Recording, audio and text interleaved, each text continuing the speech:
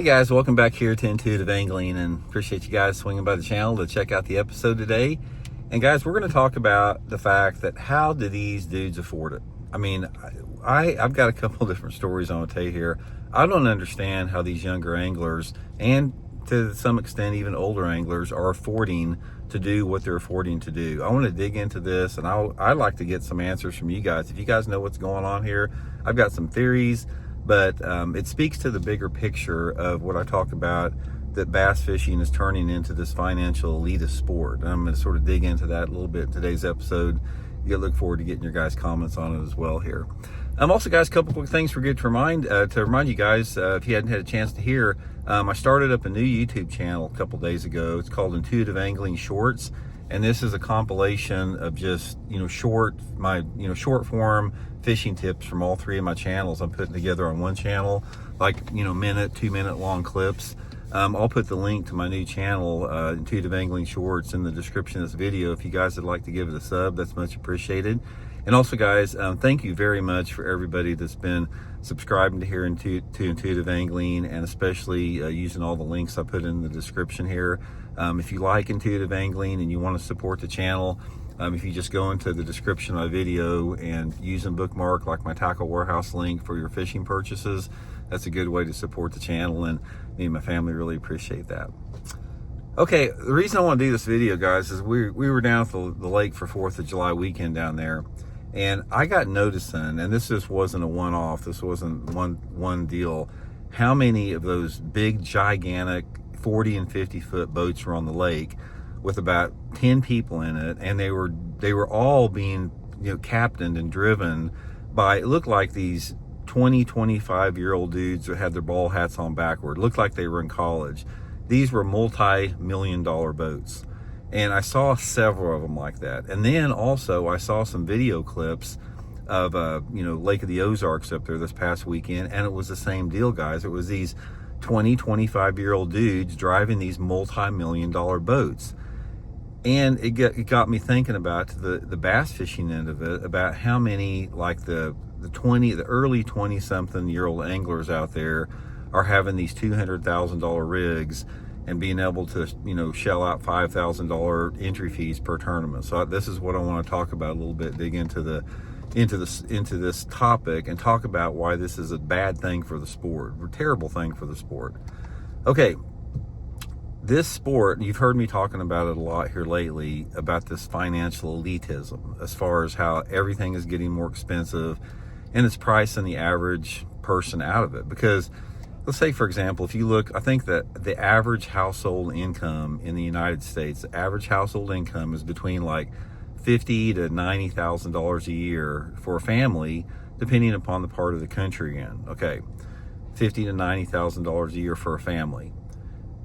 We have seen an acceleration, especially over the past 2 or 3 years, about, you see these guys that are just out of college, they're in their early 20s, and they're driving a $90,000 F-250 diesel Ford pickup. They've got a $100,000 plus bass boat with $30,000 worth of electronics on it.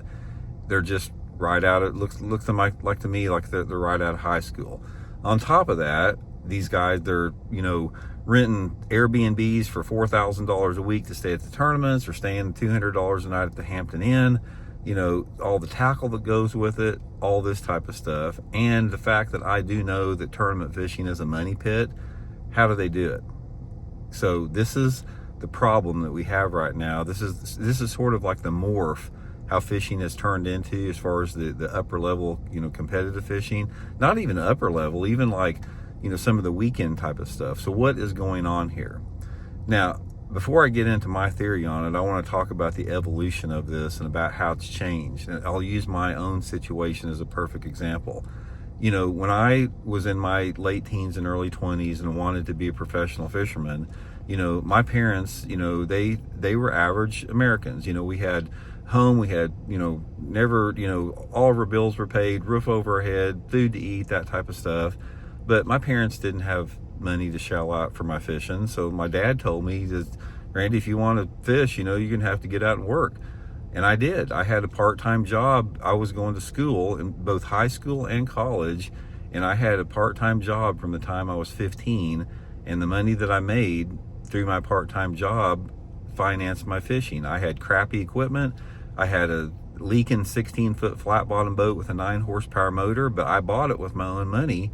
And even when I was in my early 20s, I was working part-time and going to school, and I had like a boat that I bought for $2,500 that I paid for through my part-time job, and I fished tournaments out of that. You don't see that anymore now. You don't see these dudes out there that are 20 years old that are in piece of crap, boats with 50 horsepower motors on it and 4 or 5 rod and reels. You see these freaking $200,000 rigs. I think I told the story before, but I want to reiterate it because it illustrates perfectly what I'm talking about. I was fishing one of the last Bassmaster Opens I fished a couple years ago down at, God, what was it, like, God, one of those lakes in Texas. I can't even remember the name of it. Just the name's escaping me right now. But one of this particular practice for this tournament, it was the last day of practice, and I was getting ready to pull my boat out, and this rig pulled out in front of me and parked at the top of the hill, and I pulled my rig out and I parked behind him to get my boat ready. And this was a freaking nice rig. It was one of those big 3/4 ton diesels. They had all the aftermarket tires jacked up, winch up front. Looked at the thing like it just rolled off the showroom floor. Had a Ranger 521, brand new, looked like it just came off the showroom floor. And guys, this dude jumped out of the driver's seat, and I guarantee he couldn't have been 18 years old. He looked like he was like, he didn't even look barely old enough to drive, and he's in this $200,000 plus rig fishing the Bassmaster tournaments. Now, let's analyze the reality of this. Let's say, for example, you get out of high school and you're 18 years old and you want to be a pro fisherman, and then all of a sudden you turn 20 and 21, and then when they turn 20 and 21, all of a sudden you see them in these $200,000 rigs. Where did that money come from? They did not knock down a job that could afford a $200,000+ rig plus all your tournament entry fees and expenses with just a high school education. So I think we all know on this segment of it, not all of it, but there is a segment, an increasing number of segment of, well-to-do, wealthy families that are supporting their kids getting into fishing. Now, I'm not saying, that's not, they want to help their kids out. I can't fault, any parent for wanting to help their kids out.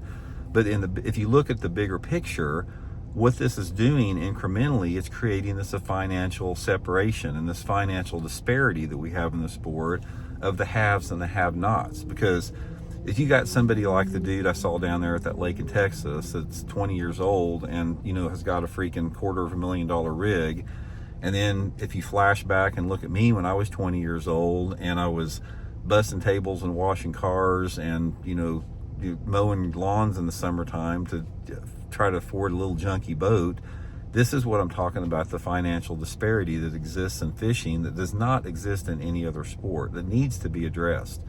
Now, there's a bigger picture also, because there are some older guys like in their 30s, and I cannot believe how many guys that are like in their 30s and 40s that own their own businesses that fish. They own construction companies, they own roofing companies, they own plumbing companies, they own electrical companies, and they freaking got big bank accounts and they've got the nice stuff and they're fishing. While, the middle American, like somebody that just has an average job, they can't afford that. Guys, if you fall within that range of an average income in the United States, you simply cannot compete in tournament fishing in 2026 the way that it's set up. Okay, so what's the answer to this? Because this financial disparity is only going to get bigger and bigger and bigger. We have to go back to 30 or 40 years ago in this, because like I said, when I started out, let me give you a little example here, then I'll get into what we need to do. When I was in my early 20s, like I said, I was totally focused on fishing. I was fishing the Bassmaster Invitationals, and when I went to tournaments, I'd get 3 or 4 of my buddies and we'd find the cheapest motel in town and we'd split it. We'd all have to pay like $10 a night for something like that. You don't see people doing that anymore. I mean, I would eat cheap stuff like that just to afford to go. I mean, I would purposely not go that far in my boat because I couldn't afford the gas in it. And that does not exist anymore. And until we create a situation in this country, specifically in competitive fishing I'm talking about, because you don't have to keep up with that as just a recreational angler, but until we level that financial playing field, we're going to continue to create this financial disparity and this financial elitism that discriminates against bass anglers out there that simply do not have the resources from their family to a large degree to compete. Now, how do you do this?